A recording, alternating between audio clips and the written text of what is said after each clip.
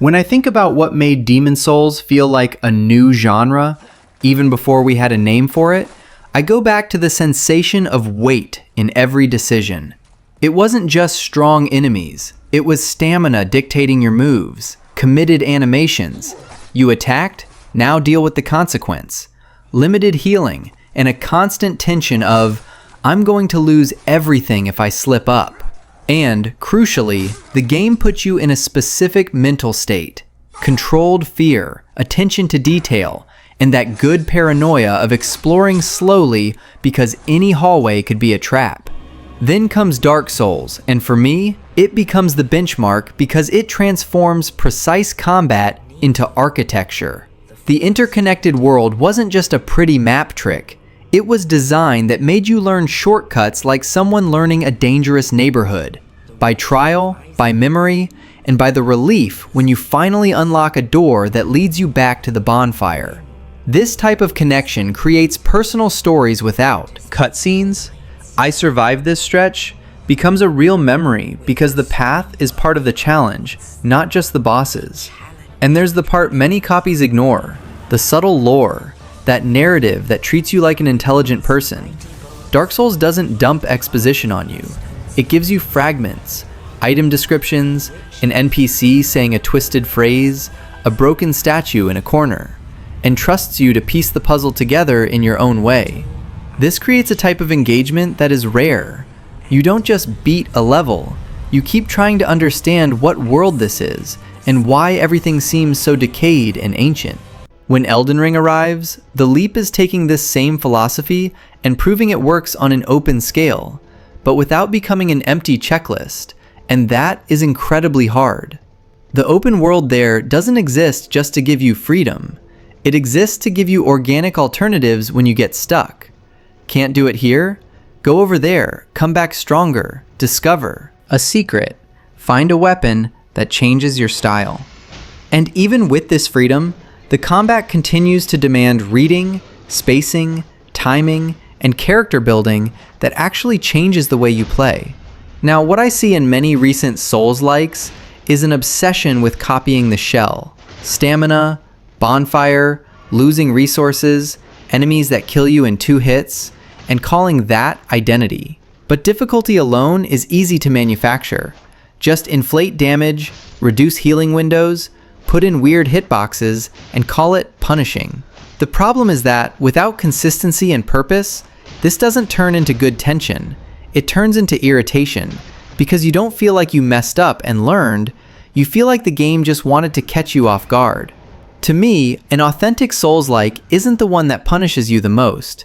It's the one that gives you a fair system, a world with intention, and a sense of mystery that pulls you in. That soul that makes you respect the risk, because that reward is more than just loot. It's when the difficulty seems to converse with the design, rather than competing with you for ego. I will demand from you, but I will teach you.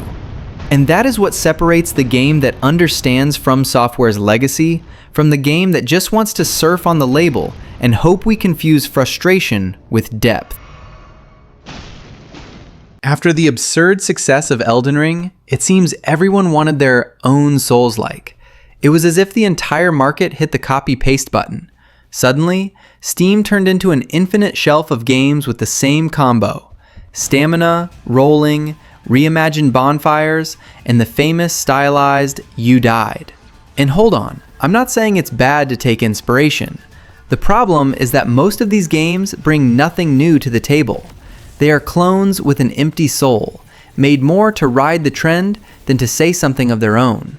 What happened was a boom, both in the indie scene and in AAA games. Small studios started releasing their mini-Souls, often with good ideas, but without the refinement the genre demands. And on the other side, big companies tried to transform Dark Souls mechanics into generic franchises, without understanding the real reason these mechanics exist. It's the kind of saturation that kills the interest of even the most dedicated fan, because you look at a new trailer and think, I've played this before, only the scenery changes. On Steam, especially, the flood of clones is surreal. You see dozens of games with the same dark palette, the same giant bosses, and the same slow combat pacing, all sold as the next big Souls-like. The difference is that most of the time they seem like automatic versions, as if an idea generator mixed medieval, hard, and punishing, and presto, new game. And the worst part? Some even have good intentions, but they die drowning in the sea of mediocrity the market created. When Elden Ring came out, it showed that there is still room for innovation within the genre. The open world, the freedom of approach, and the sense of discovery gave the formula a fresh breath. However, ironically, this generated the opposite effect, an avalanche of attempts to make your own Elden Ring. And so, what should have been a milestone of renewal ended up becoming the model everyone blindly tries to imitate. It is the cycle of repetition that kills entire genres. This saturation also tires the player, because when everything looks like Dark Souls and nothing has the impact of Dark Souls, the experience loses value. The player no longer feels that curiosity to discover something different. They already know what comes next. The industry began to confuse having Souls-like elements with delivering the same old Souls experience. And when that happens, even the charm of difficulty becomes just a marketing gimmick. In the end, the genre needs to breathe again. It needs games that are inspired by the philosophy, not the formula. That is what separates innovation from repetition. As long as we keep seeing clones sprouting up weekly, it becomes increasingly difficult to see what made the genre special in the first place. And if nothing changes, in a few years, Souls-like might become synonymous with generic game that is too hard to be fun. What irritates me the most in modern Souls-like clones is seeing how almost all of them fall into the same error, copying Dark Souls combat without understanding why it works. Take any recent trailer and you will see the same avatar dealing 3 heavy blows, spending half their stamina, rolling backward, and waiting for the enemy's opening. It is a mechanical, automatic cycle, and the worst part is that it has become almost a mandatory mold, as if it were impossible to innovate in this system. But the problem isn't in the formula, it's in the lack of courage to change it. The stamina bar, which used to be a tense and strategic element, has now become just an aesthetic meter. In Demon Souls and Dark Souls, it forced you to think, attack, defend, or wait. It was a conscious decision, always with consequences. Today, in many clones, stamina is so generous that it loses meaning, or so punitive that the game turns into a simulator of waiting for a bar to fill up. Neither. Extreme is fun, and you can feel when the system was put there just to look like Souls. And then comes the festival of rolling. Every Souls-like character, apparently, was born with the most flexible spine in the universe. It's dodging everywhere, infinite rolling, poorly calibrated invincibility frames. It became an almost mandatory reflex. Saw an attack, press circle, and vanish. The problem is that this eliminates any depth. People forgot that Bloodborne removed the shield exactly to make the player more aggressive, more reactive, and that Sekiro doesn't even have stamina so you can learn to master the parry. That is evolution, not repetition. And when they try to copy even the parry, that's when things fall apart. The perfect block became a fetish, but without understanding the weight it has within the combat structure. In Sekiro, the parry is the center of the experience. The rhythm of the blows, the sound of swords clashing, the millimeter timing. It is almost musical. Now take a clone and try to parry. It is generic, disjointed, without feedback. It's as if someone placed the define parry button without thinking about how the rest of the mechanics would react to it. Everything feels shallow. Another classic symptom of this laziness is the lack of experimentation with weapons. Remember the transformations in Bloodborne? That was genius. A simple change of form that multiplied possibilities in combat. Today, the most many Souls-likes attempt is to put in a cute charged attack or a generic skill with a cooldown. And in the end, all games end up having the same weight, the same rhythm, the the same hollow metallic sound when you hit an enemy. The combat of the original Souls-likes was hard, yes, but also creative. It had dynamics. It made you play differently with each enemy. When the market decided to transform this into a rigid mold of a green bar and infinite rolling, the main thing was lost: the learning. Because without surprise, without adaptation, the challenge dies. And that is where the problem is born. We are full of games that want to be difficult, but forget to be interesting. You know when you enter a new Souls-like, and in the first few minutes, you already feel like you are walking through a map you've played before, even without ever having touched that game? Well, that déjà vu is no coincidence. Many of these games simply recycle exhausted design formulas: narrow corridors, dark castles, and intelligent shortcuts that try to look ingenious, but you predicted the path before even getting there. The problem is that what used to be a journey of discovery has turned into a stroll through overly familiar terrain. The magic of the first games of the genre, especially Dark Souls, was precisely the feeling of mystery. You opened a locked door and, to your surprise, it led you back to an area from the start. And that made you feel like a genius for finding something that seemed hidden. Today, a good portion of Souls-likes treats this as a checklist. It seems there is an unwritten manual saying, every 2 areas, place a shortcut that reconnects to the back, previous checkpoint. The result is predictability. And there is nothing more frustrating than an exploration game where you already know where you're going to end up. The labyrinths of these new titles have also lost their sense of identity. They are gloomy, gray environments, sometimes technically pretty, but without personality. Many of them feel more like mock-ups, spaces made to fit the Souls mold, than like places that tell their own story. That feeling of curiosity, of looking at a dark alley and thinking, what could be there, was swapped for a tired expectation. Probably just another hidden enemy with a generic item guarding the path. And the respawn design, which should encourage tension and learning, turned into lazy repetition. Died? Returned to exactly the same spot as always, with the same enemies in the same places, doing the same actions. What used to be a dance of trial and error transformed into automatic repetition. Exploration dies when each death teaches you nothing new, only sends you to redo the same route for the umpteenth time. Another clear symptom of this stagnation is the exaggerated use of checkpoints as design crutches. Many modern Souls-likes place rests or respawn idols very close to each other, almost as if they were afraid of making the player truly get lost. The consequence of this is that exploring ceases to be a tense and rewarding experience.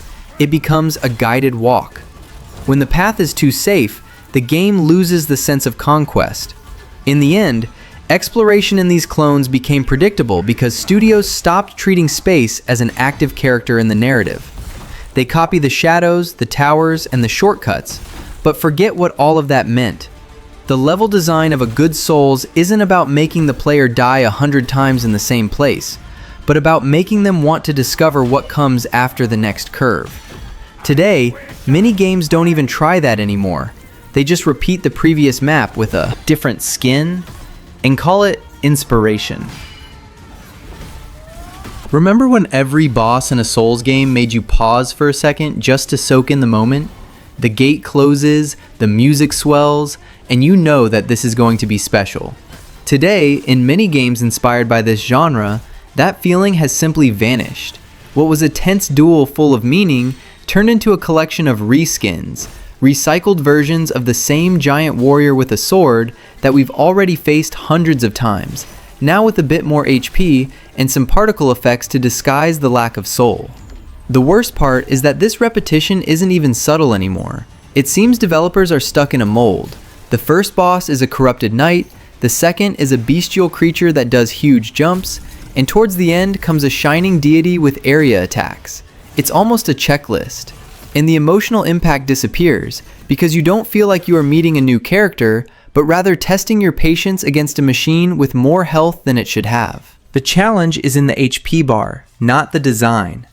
In From Software's Golden Age, every boss had a story printed in their movements. Ornstein and Smo, for example, expressed duality and hierarchy just by the way they moved. Lady Maria fought as an extension of her own pain. Even the lesser bosses carried context and personality, because the fight was part of the narrative, a conversation without words. Today, many Souls-likes copy the poses and the rhythm, but without understanding the why. They do the what, but forget the what for. And then appear the famous reskins.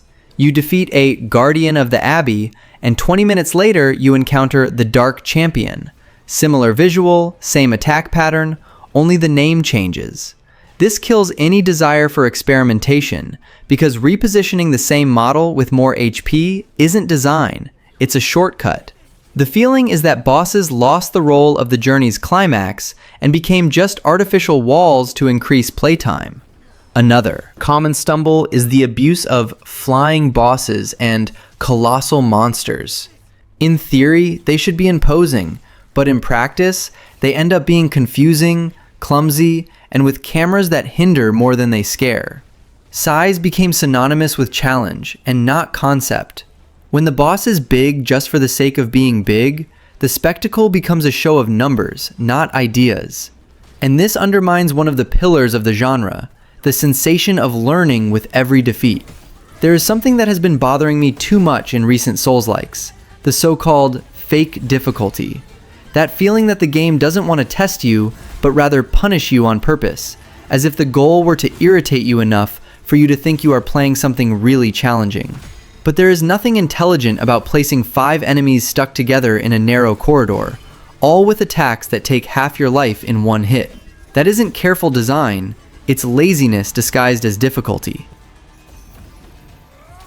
In good games of the genre, difficulty comes from reading. You die, but you understand the reason. The mistake was yours, and that motivates you to try again, to study the pattern, to improve. In lazy clones, however, death comes from an off-screen hit, an invisible enemy, or an unbreakable combo. The problem isn't dying, it's dying without learning anything. And when the game breaks this logic, it also breaks the player's trust. And without trust, there is no real reward. Another obvious symptom of this inflated difficulty is the abuse of excessive enemies. It seems some developers think more is synonymous with better. They throw entire hordes at you in tiny spaces, transforming strategic combat into a festival of random chaos. And the worst part is that most of the time, these enemies weren't even designed to act in a group. The result is a bunch of hit stun, a lost camera, and pure frustration. And then come the famous cheap one-shots, those attacks you can barely see, coming and that kill instantly. A game can have devastating blows, but they need to be predictable, telegraphed, fair. When the answer is impossible, the challenge ceases to be merit and becomes a lottery. It's like trying to play chess on a board that changes position every time you think of a move. The saddest part is that this fake difficulty corrupts the essence of the genre. What made Souls so addictive was the balance between punishment and learning. You felt the weight of every victory because you knew it was yours, the fruit of your progress as a player. Now, in many of these clones, winning brings no satisfaction, only relief for not having to repeat that unfair part again. And relief is not the same as fun. In the end, it seems many people forgot that difficult is not the same as unfair. From Software always understood this better than anyone. Difficulty needs to inspire you, not push you away. When a game depends on tricks, exaggerated damage, and cheap surprises seem hard, it isn't challenging, it's insecure. And a good Souls-like never needed to trick the player to be remembered.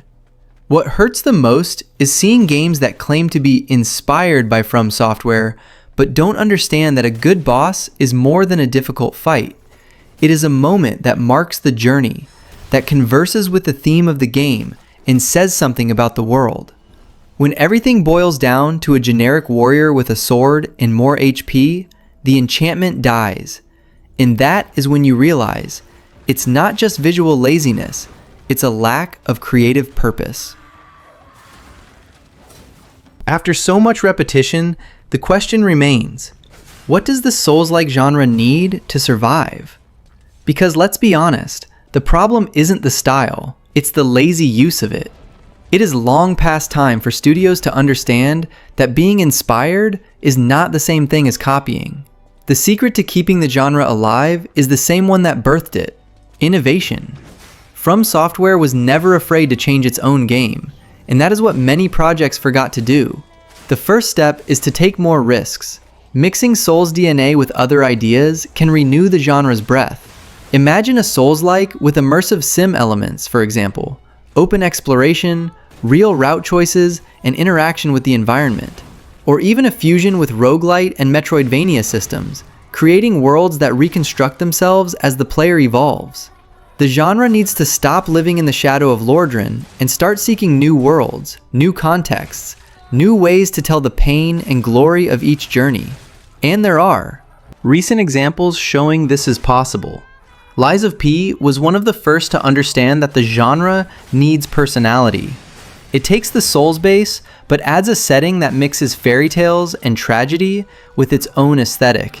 And even with clear references to From Software, it still sounds like something new. Hollow Knight Silksong, although leaning more towards Metroidvania, also carries the spirit of the genre, but translated into fluid movement, into rhythm, into a coherent universe. These are games that show you can respect the roots without being trapped by them. Another essential path is rethinking what difficulty means. We can't keep confusing challenge with punishment.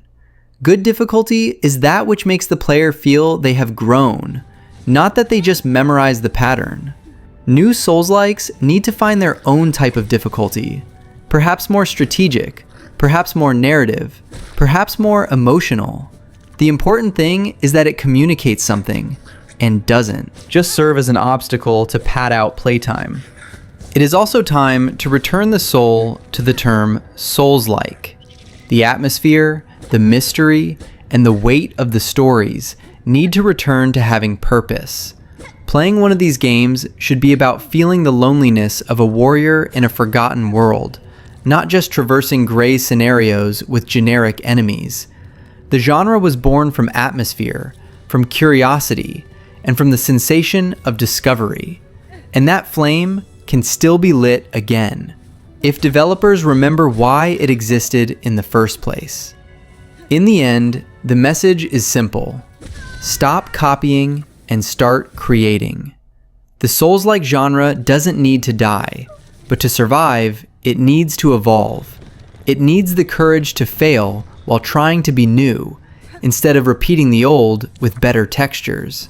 Because the legacy of Dark Souls was never the stamina bar, it was the pursuit of overcoming. And that is what the genre most needs to rediscover: the pleasure of creating the impossible, not imitating what has already been done.